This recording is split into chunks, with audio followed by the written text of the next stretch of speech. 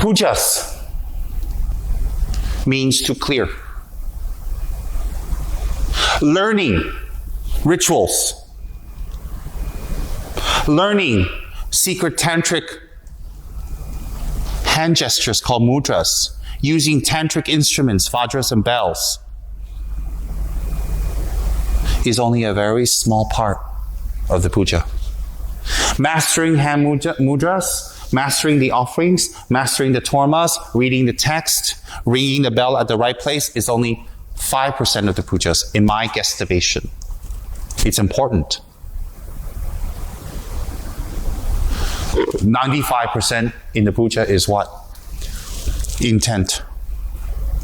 There are lamas in Ganden who are very high. Chia, who's been with me for so long, has met. Like example, Genima Rinpoche, who is, according to very many people, is a bodhisattva, who has stayed in Yamataka meditation most of his life and achieved oneness with Yamataka. And one day, I went to his house and he lived right behind me in Ganden. A few of my students had the fortune to meet this bodhisattva who has passed away, and he said, no incarnation. He said, don't look for me, no incarnation. He told clearly to people. Okay, now, when I went to meet him, in his kamsin, I forgot what kamsin he belongs to. Go kamsin. In his kamsin in Ganden, they were having a Tara puja. Tara puja, all of you know how to do Tara. And the whole kamsin was there, and they invited Genima to come, and they set up a throne and stuff for him. And Genima wasn't there, and in his ladrang, there was very few students, not like the normal 5-6 people. There was maybe one person there watching him, taking care of him. So I go over to Genima's place almost every day to visit. I bring vegetables and I bring fruits. I bring a lot of offerings because I know he's Yamataka. So if I make offerings to him every day, it's better than offering to a statue. So I used to go all the time. And he liked me very much. When he see me, he'd smile and he'd go like that to me. He says, sit here. So I sit on the floor right below his feet almost every day, listening to him, talking to him, and having conversation. And he liked me because I joked and I played. And he loves jokes. He loves jokes. And he's a little smitchy in his own little holy way. You know, he has little smitchy jokes. Bitchy. Okay, but it doesn't hurt anyone. It's very funny. He'll say things, he'll stop and he'll make you think, you go, that was kind of bitchy and funny. But he never accuses anybody. No, he's a bodhisattva. He's a real monk. That's one, don't get me wrong. And one day we were sitting there and I said, hey, where's all your students? And Genima said, they all went for puja, Tara puja. And I said, I just joked, how come the Giku let you stay home and you don't have to go when everybody has to go? And he laughed because how dare the Giku tell him you have to go to puja or you're out. Because if you don't attend pujas, you get a mark. You get enough marks, you have to go see the disciplinarian to explain why. You break the discipline. So I joke with him. I mean, he's like 67 years old. He's an elite lama. He's high. And of course he's accepted from pujas. You know what I mean? So I joked with him and said, how come you don't have to go? And he said to me, how come you don't have to go? I said, because I'm a Rinpoche. He went like this. He says, what does that mean? I said, how come you don't have to go? And that's how we joke. Of course, I did it with deep respect. And he said, because I don't know how to do pujas. I said, oh, please. I went like this and nicely. I said, oh, please, Genla. I said, of course you know how to do pujas. He said, no, I don't. And I went like, it caught me off guard. One of the highest, most elite lamas of Ganden doesn't know how to do a Tara puja. I said, what pujas do you know? He says, I don't know any pujas. Well, even you guys know how to do Tara pujas. Even Gimli Rinpoche knows how to do Tara pujas. I mean, geez. He says, I don't know how to do any pujas. I said, oh. I said, why not? He says, I'm not interested in them. I said, why not? He says, I came to the monastery not to learn pujas. I came to the monastery to learn emptiness and to go meditate so I can become a Buddha. I'm not here to do pujas for villagers, because if I become a Buddha, I can benefit the villagers much more than a puja. And I was like, well, that shut me up for a week. So I said, what pujas do you do? He says, none. I said, what happens when you have obstacles? He says, when I have obstacles, I meditate on Yamataka. I said, oh. I said, what happens when people want to throw black magic at you? He says, I meditate on Yamataka. I said, what happens when people come and they have problems and they ask you to clear the problems? He says, I meditate on Yamataka. I said, Then why doesn't everybody meditate on Yamataka? He said, exactly.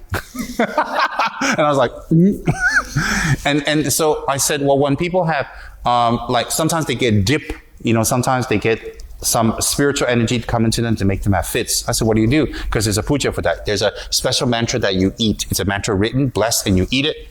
It's called Sa, a deity Sa that affects you. You eat this mantra. When you eat this mantra, you stop having fits. I've seen it. It's very powerful. I said, well, how? He says, oh no. He says, on Yamataka? I said, yeah. He's got 34 arms. One of the arms is holding up a mabja. I don't know what to call this in English. One of Yamataka's hands is holding this. I said, okay. And I said, so? He says, this represents he can clear away obstacles from people, purify their body from interferences. So when Yamataka holds this one, it represents he can clear obstacles of that nature. So if you meditate, if you're an accomplished Yamataka practitioner and you bless the person with a mantra, they will be free from interferences without any pujas or eating mantras. And I was like,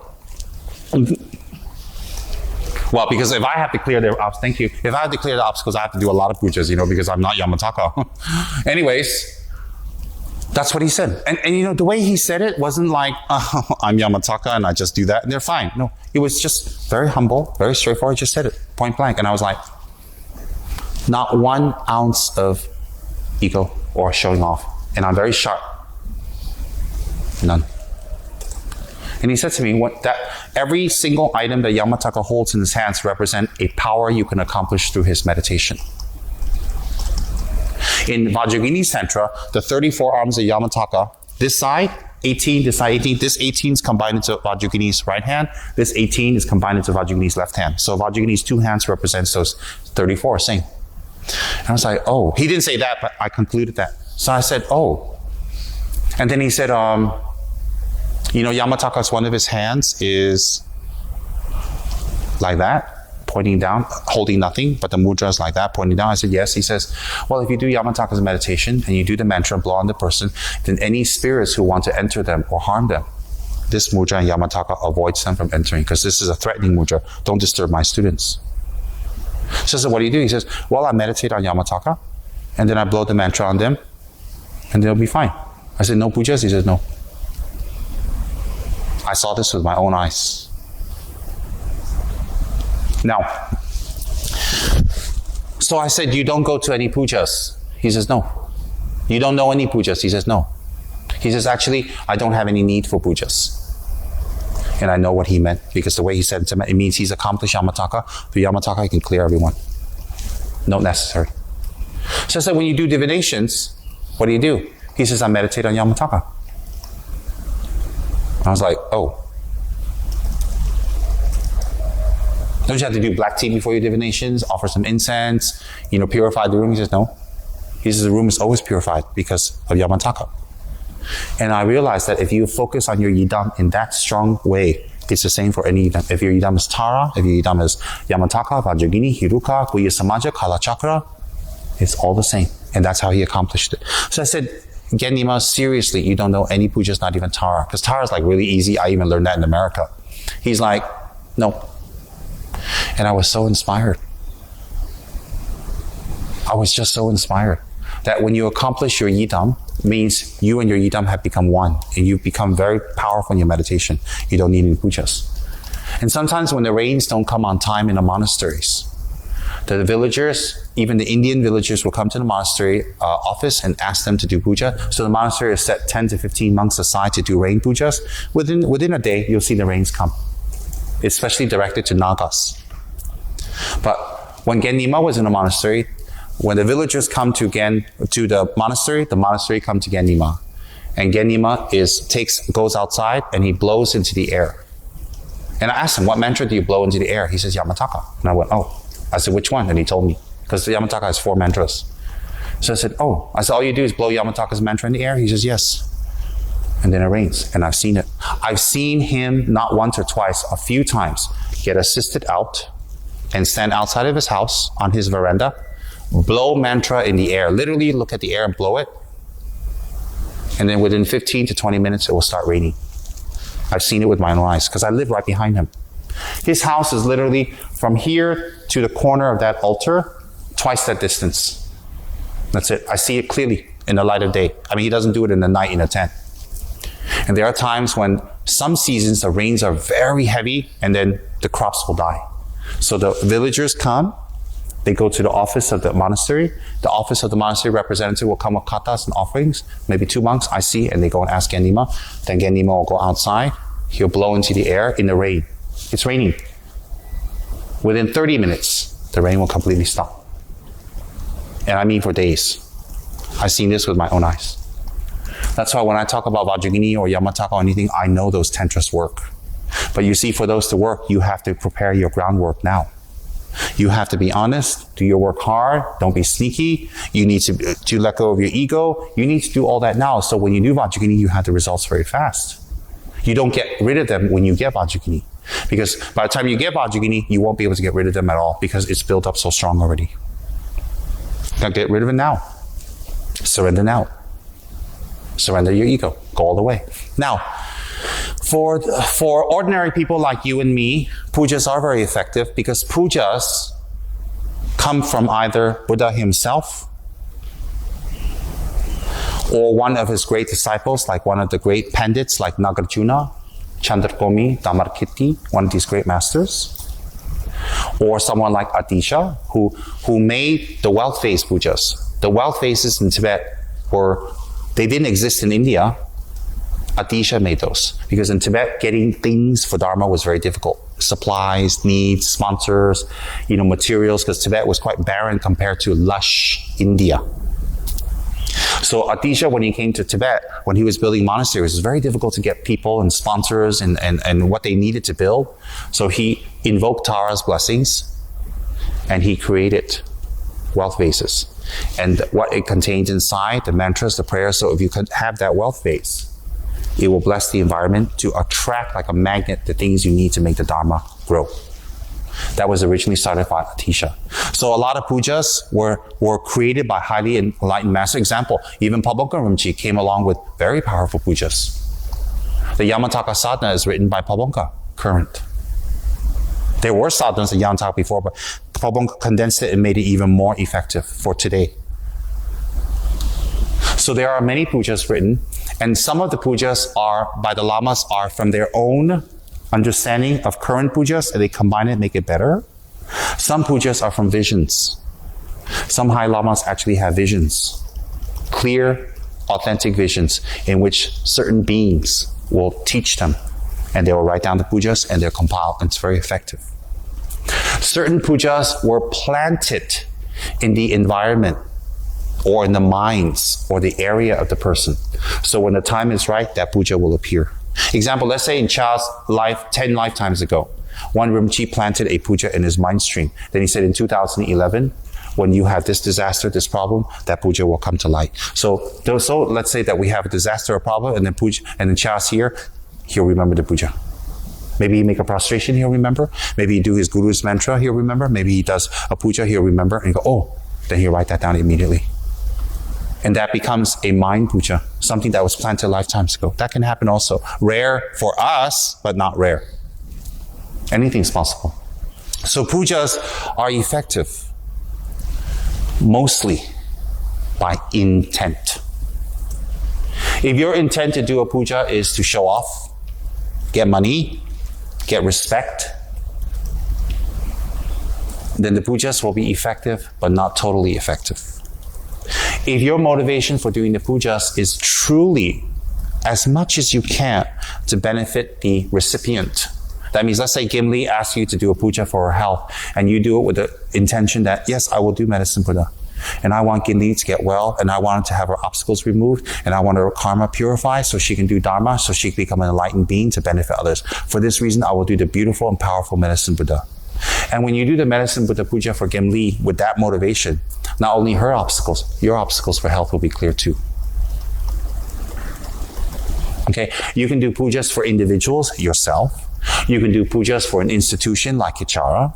You can do pujas for a business or organization. You can do pujas for a group. You can do pujas for a country. You can do pujas for a purpose. You can do pujas for a particular aspiration. You can do pujas before traveling. You can do pujas for safety, for protection. You can do pujas for attainments. Example, Tsok Pujas are for attainments. When we do the Lama Chöpa, composed by the great Panchen Rinpoche, when we do the Lama Chöpa Tsok Puja, La Tsok, it is for attainments. What is a Lama Chöpa Tsok Puja? It is to support us in gaining a great amount of merits. So whatever tantric practice we're doing, gain results. So let's say we're doing Yamataka. Let's say we're doing Manjushri. Let's say we're doing Black Manjushri. Let's say we're doing Tara. We're doing Vajragini. We're doing Yamataka. You see, for those tantras to get results, you need a lot of merit. So every 2 weeks, you do a Tsok Puja. In the Tsok Puja, everything is multiplied. If you have 10 things there, it's multiplied to 1,000,000, an example. So when you offer up 1,000,000 items, you gain a merit of 1,000,000, so that you go back to meditate after the puja, you gain accomplishments. So therefore, in between Tsok, you should do your sadhanas very well. You must do your sadhanas very well. So when you do your sadhanas very well, and you don't miss Tsok, and you do your Tsok well, it collects a tremendous amount of merit for you to gain enlightenment. So Tsok Pujas have many purposes, but primarily to gain merits for your tantric practice to bear fruit and result. For your tantric practice to bear fruits and result, you must have very strong guru devotion, guru samaya, and to hold on to your words and honor and vows, samayas of commitment. So whatever vows you've taken during the Tantra is very important. So you hold your vows very strongly, you have very strong Guru devotion, and you do your sadhana and practice. That one, combined with Tsok, will gain attainments. Put it in a nutshell. It's all connected. So therefore, when we do pujas in Kichara, I don't want our people to be lopsided, 6:30, or just simply make up something and do. We have to have a true lineage. We have to have a true source. So we're very fortunate that my friend Genlo-san took time from his studies and his examinations to come and teach us. And he's learned it from an authentic source. And he is from my monastery, ours. So we know the source as well. How do we know? Because he's not doing the pujas on his own in his room. He's doing it in a monastery with thousands of other monks. So whatever he's doing here is what the monks are doing every single day in Ganden. Think about it. What you guys are doing here is exactly what the monks are doing in Ganden. How do we know that he's correct? Because he's doing it with thousands of other monks every day for the last 10, 15, 20 years. He can do it with his eyes closed. And he studied the puja since he was very young. Unlike me, when I was very young, I was in a disco dancing to Madonna in America. So I don't know a lot of pujas, but it's all right. I aspire to be a Gen Nima. Why I'm aspiring to be a Gen Nima could be because I'm lazy, or could be I have good intention. I'll leave that to you guys to think. Now, so whatever he's teaching you here, I want you guys to remember Kichara House and all my friends. It is exactly what thousands of monks are doing in Ganden. How you pick up your Vajra and bell, how you ring your Damaru, how you throw your rice, how you use your bumba, your vase, is exactly how the holy monks and the high lamas such as Trijang Rinpoche, Song Rinpoche, Ganden Tipa, Shapa Chöje, Jangse Chöje, Kensu Jamba Yeshi Rinpoche, Kensu Kunchu Tsering Rinpoche, all Kyabje Lati Rinpoche, all these high lamas, for their whole lives they benefit others with pujas, right? It's exactly what you're learning here. Think about that. So whatever Lati Rinpoche was doing during his life, pujas for other people, whatever Kyabje Sar Rinpoche was doing, whatever Trijang Rinpoche was doing, is exactly what you're doing here. You think about that. So when Trijang Rinpoche was doing this, that's what Genla's teaching you, that's what you're doing. When Trijang Rinpoche was doing this with his Vajra and bell, that's what Genla's doing, and that's what you're learning from him. So exactly the way Trijang Rinpoche is moving, you're moving. I want you guys to have the impact of that in your mind. How fortunate you are. And I want you to ask yourselves, what merit did you collect in your previous lives to sit in front of a Ganden Sangha to learn authentic pujas to benefit others? What merit did you collect? I want you to think about that for a minute. What did you do? Remember, I always say cause resemble results. Results resemble cause. So you must have done something in your previous lives to collect the merit to be right here. Look at you guys. What were you guys doing before the Dharma? Nothing wonderful, nothing bad. I mean, you're just hanging around like a mosquito. What do mosquitoes do? They eat, they sleep, they mate. That's what you guys are doing. You eat, you sleep, and mate. I mean, you're not bad, but you're pretty much like a mosquito or any other sentient beings on this planet. Just eat and sleep and die and mate. So what did you do? To be here in a beautiful altar with 108 Lama Tsongkhapas, or 200, whatever, I've lost count. In front of Tsongkhapa, with Dharma friends, with the aircon on, in a pleasant atmosphere with a real monk from Gandhin, learning real pujas stemming from Trijang Rinpoche and Pabongka Rinpoche. What did you do?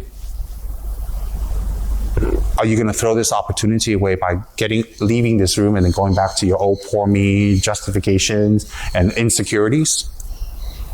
Or you can go all the way. And for the pujas to be really effective, during the pujas, you're reciting holy prayers and mantras and supplications and aspirations and words and meditations. So when you leave this room, are you going to use the same mouth to be mean to people? To use your mouth to hurt people? Because if you are, it's like putting honey and milk and curd inside your mouth and then putting dirt and feces and pee in your mouth and mixing it in your mouth. Then swallow that. Same.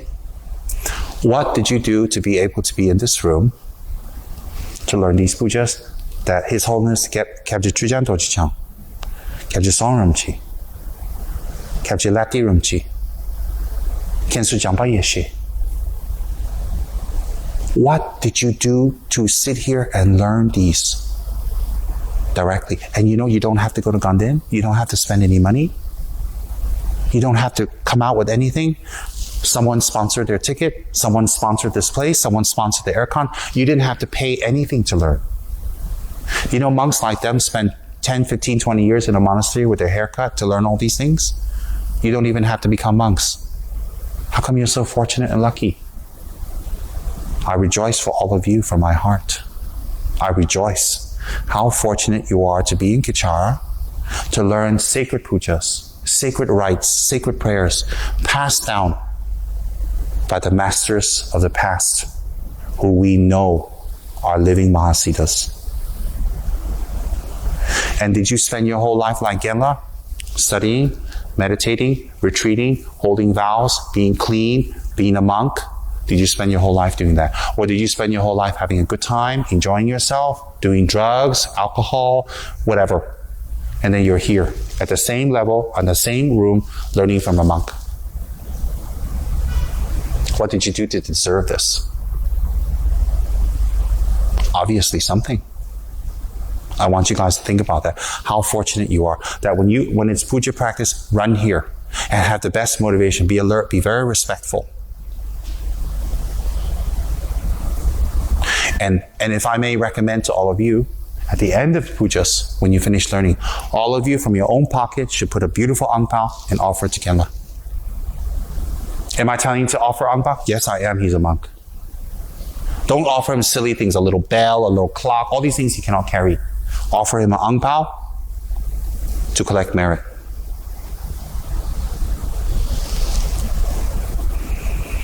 You're very fortunate. What's an ang pao? It's an expression of our appreciation. What something was worth to you. Now, when you learn these pujas, make sure you're dressed appropriately as usual because you're in presence of monk. You guys are dressed fine. Act appropriately, sit appropriately. Don't point your feet at the monks. Don't talk loud in front of the monks. Don't start pushing and joking and playing with the monks. They are monks. This is a real monk, not a business monk, a real one. Why should you do that? Because he's way above you. In one sense, yes, because he's very disciplined. In another way, it's to show respect for the Dharma, Sangha, the third jewel. Learn the pujas very well. Study it and practice it. And when you have the good fortune and luck to perform the pujas for others who ask you for your help, listen to this. By doing the pujas, you help yourself. By doing the pujas, you help the person requesting you. By doing the pujas, you collect a great amount of merit for you to attain enlightenment, and before that, attainments.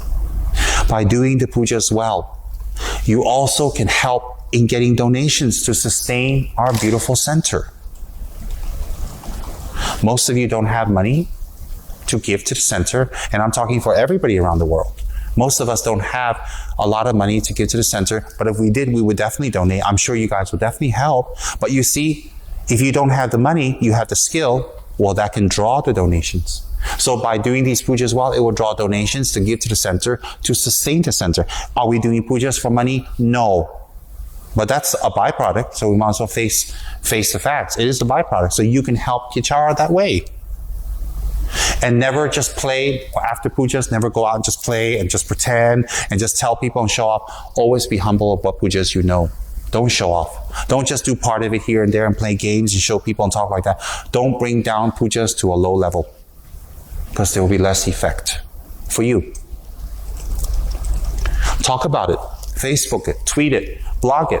Explain and share how fortunate you are. Not one, not twice. Since you enter Kichara, and for everybody in Dharma centers, your life has completely changed for the better. Today you're getting real knowledge. You're getting secret knowledge. Do you know that people in the past, in the early 30s and 40s and 50s would travel very far to go to Tibet in disguise to learn the secrets of Tibetan pujas and tantras, because they are effective. And now we brought Shangri-La here, we brought Tibet here. Think about it. We don't have the fortune right now to have a few sanghas staying in Kichara constantly or consistently, not yet. But we can do halfway. We can learn the pujas ourselves. Be humble when you do the pujas. Learn the pujas well, perfectly. And if you miss something in the pujas, do it over. Make sure that whatever people have, whatever people ask you to do for their health or their business, whatever, make sure it's genuine. And when you make the offerings as beautiful, as extensive, as rich and beautiful. Rich means what? Extensive as possible. Rich doesn't mean you need silver bowls. If you can put silver bowls, rich can mean if you're using paper cups, use a bigger paper cups. Never be stingy on pujas, because they're all for the Buddhas. Pujas that have been offered to the three jewels, Buddha, Dharma, and Sangha, you may eat a little afterwards or as a blessing. Pujas that's been offered to the local gods or nagas, you don't eat. It's very important to remember. And before puja, make sure the offerings are pure and wonderful. Even preparing tormas, you should be enthusiastic to learn and come and do. Do you know why? Because the tormas are being offered to the three jewels. According to Saramchi, the ingredients of the tormas correlate with certain attainments accomplished in Tantra. The ingredients of the torma, along with the color and the shape. Ingredients, color, and shape of the tormas correlate directly to certain attainments achieved in Tantra. So those attainments achieved in Tantra manifested in symbolic form is the tormas. So when you're offering the tormas up to the Buddhas, you are offering back the symbolism of the attainments you wish to gain. So therefore, bodhicitta can manifest as a moon disk on a torma or a white torma. Purification of negative karma can manifest as the red color on a torma. Meditation on the winds and channels to move your chi so you can gain control of your mind, so you can gain control of your depth, can be manifest on the white butter that is the line that is put on the edge of a torma, on certain tormas. So therefore, the attainments you gain in Tantra correlates with the shape, color, and ingredients of the torma. So even making the torma, your mouth is covered, your hands is clean, and you do it well, you do it perfectly. You don't do it with a slouchy, bored, let's get this real quickly done attitude, because even making tormas is part of the Dharma practice. That's how extensive it is. So Kyabje Saramji says offering tormas is one of the root ways to gain attainments. That's how powerful it is. So therefore, the offering should be extensive. Your table's big, your offering should be big and full also. Whatever you are taught as the primary offering, see, these are the primary offerings. You can replicate and duplicate it. That means you can do 20, 30, 40 butter lambs, and so your tormas can be bigger. In the monastery, I was very well known and famous for that. When I asked for pujas, the tormas this big, I usually sponsored them to make tormas this big, that big. They mean, we know, you want the tormas big. Yeah, the monks always say that, we know. Because every time I call the monks to my room, I always call the monks to my room and say, okay, I want this puja done, I want this puja, because I'm sponsoring. And then they say, oh, how many tormas? They'll say this many. I say, oh, make it triple. They go, but this is enough. I said, not for me. They go, okay. So whenever we do tormas in the monastery, I know what, I require the tormas, like this torma is unacceptable to me. But it's fine. It's fine, because by Tantra, you bless it to become very big. But for me, my meditation is not so big, so good, so I just have big tormas. It saves me the work. So I always make huge tormas, big ones, a lot of ingredients. And sometimes I put the ingredients in, the monks say, that'll be enough. I said, no, just dump it in there. Always. I mean, if you're going to invite Tara, you're going to invite Buddha or Vajrayogini over to have your torma. I mean, it's a party. It's a little dinner party. You don't want Vajrayogini and her 32 dakinis and Hiruka and Yamata all come and say, that's it. like who gets to eat first? So I like to have a lot, because I always have dinner parties for Buddhas. And my dinner parties always have a lot of offerings. It sounds like that, but that's my imagination. I want it to be planned. And then the place where you have the tormas, the room should be very clean. The room should be very clean. You know why? When you're inviting special guests over, aren't you going to clean your house and make sure it's clean? Otherwise they say, ooh, dirty, but you lose face. You should make sure the place is clean. You should make sure whatever you put out is perfect. You should make sure everything is bountiful, full, because you're inviting very special guests to come. That's how I do it. Okay, so I want you guys to feel very fortunate that you are learning pujas here from a real source, a genuine source. 1. 2, you are learning pujas as another expression of your compassion. You're learning pujas as another expression of your compassionate activity, because this activity can benefit somebody in the future. So it's an expression of your compassion. What else could it be? Thirdly, all the conditions for you to learn are here. How fortunate are you? The monk is here. Everything is paid for. There's rooms. There's knowledge. Everything's comfortable. Everything is brought to you. You don't have to go to Tibet. How fortunate you are. So your job, good motivation, pay attention, learn it well. That's your job. So in Kichara House, we are very different than many other centers, with deep respect to other centers, with deep respect.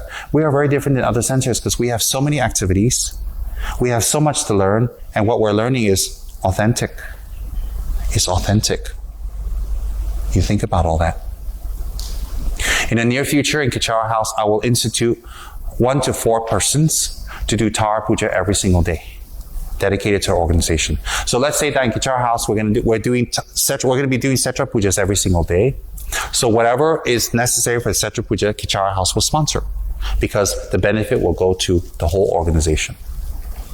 So in the future, I'm going to institute Tara Pujas to be done in Kichara House every single day. Do you know why? Tara has a very, according to Saramji, Tara has a very special energy that she's very quick to help success in Dharma work. So any Dharma work we want to accomplish, the monks in Ganden, Sera, Drepung, Tashi Lompo, all these great institutions, Gyudur Gyume, will invoke upon the gentle lady goddess, Tara. So for things to accomplish quickly and faster, especially Dharma work, Tara is the Yidam. Tara is the Yidam. She removes obstacles for growth of Tara. So I would like very much for Kichara house to do Tara Puja. And a normal Tara Puja, minimal, is 4 people. Correct? I would like to have Tara Puja done every day. And another puja I would like to do every single day eventually is Dukkha. Why? Dukkha is powerful for removing obstacles that are beyond our control and protecting beyond our control. So I would like very much Dukkha Pujas and Tara Pujas and Setrap to be done every single day from Kichara house, for Kichara house, and all members that come. It will make the place even more powerful and blessed. Doesn't sound very exciting because we do that in the monasteries. We do Tara Puja almost every day. Before we debate, you have to do Tara Puja every single day and the Dharma to Setrap every day.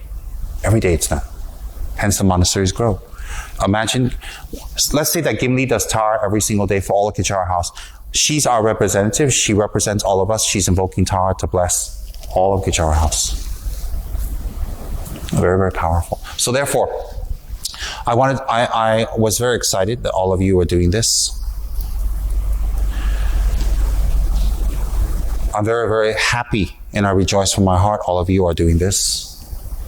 And I want you guys to please master it without any deficiency. Be precise. Do you know why it's precise? Because somebody's life might depend on these pujas in the future. How much more worth is a person's life? It's beyond price. You can lose anything but your life. Some people's safety and protection and care and accomplishment and some people's aspirations, if you do these pujas, will change and make it better for them. Change their destiny, make it better for them. That's a beautiful responsibility. It's not a heavy responsibility, it's a beautiful responsibility. So learn these pujas without any deficiency, meaning no mistakes. And learn it well because it's another expression of your compassion. And this is what we do in Kichara house. We have traditional pujas available. These pujas are not usually done by lay people, probably never. Okay, in Gandhin at least. So you guys are able to do this. You're very fortunate. All right? Now, before you start your pujas, training, have a good motivation. May I learn this to invoke upon a certain deity, to remove the obstacles and problems of others, so they may gain attainments, happiness, and fulfillment. And after you finish your pujas, you should do the same motivation. And you should learn the pujas very well, have a good attitude, and be very cohesive with each other. If you're in the back fighting, being bitchy to each other, and you sit here, do holy puja, doesn't match. Like I say, why put curd or yogurt in your mouth that's sweet and then put poison on the other side and then mix it? Doesn't make sense. And if there's someone who is not nice and not kind, just let them be. Just leave it. Their karma come back to them what to do. Okay? So that's very, very important. Feel good about the pujas you're learning. Remember they have a real source, it's authentic, and it really helps people. I wanted to talk about the 7 limbs that's related to the pujas, but I'm not going to talk about it today. You guys take a rest. Good. Let's master these so Kichara House has another service to offer the public that will benefit them. And it benefits us. This is the best education you can get.